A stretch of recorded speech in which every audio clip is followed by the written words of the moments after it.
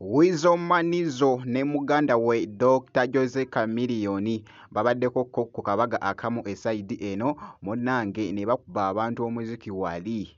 Ngenda kubeera nga mbikutuusako ko maaso awo Kosate Vibes Katelo ne DJ Khalid beeguddeko esaidi eno. Kiri mu kutokota mu katambi bye ngenda okubeera nga nkutuusako ko maaso awo. Bampita Jaminati sinzira ku Jaminati Yogi kansoke nkutegeeze nti no kasita obeera nga tonaba kusubscribinga munnange osubscribinge Kosate n'okulayikinga video ekintu kibeere nga kitambwira ddala. Kakati nno mu byonna kansoke munnange ate nkutegeeze nti no wali munnange Wizo Manizo jjukira nti nno tanaba kubeera nga ateera munnange ye yabadde wansi era nga boogezako okulaba ye yabadde wansi mu kagaali ng'ali mu kuyimba munnange ne Chameleone wali ng'ali mukola vibe wali ate enkambwe oluyimba lwe babadde bayimba era nga boogezako okulaba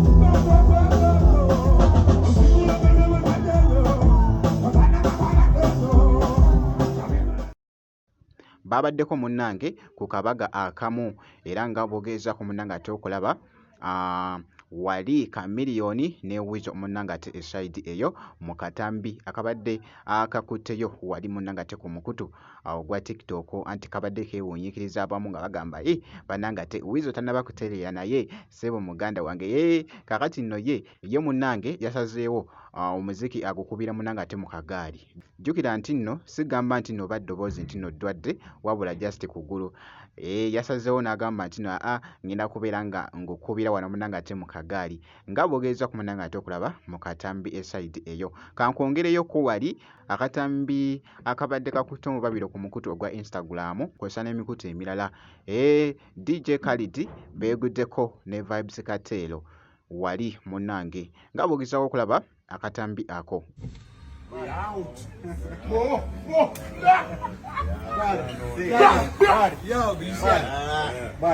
Hold on. You knew we were gonna sweat. Champagne kicking. Yo, baby. The jihad is ready. Your body, you see. You see how that's great. Listen, we blessed. God has blessed us to be your icon. Who's your icon? Bounty icons. Gully icons.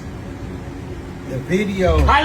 Thank you. Legend. The video makes it like legendary. The way an icon is supposed to be shot. Yes. Not just because, you know, we have a camera. Not just because we have a camera, but the energy, the energy, the vibes was so good that night. You know what I mean? Not just cutting the record one thing, but you see the vibes that night. You see the little slow, you and Gully slow motion, and Barnard and Buja, and everybody together on some like. But you see how we look. Yeah, it's a historic moment. Yo, these type of tunes and visuals is undeniable.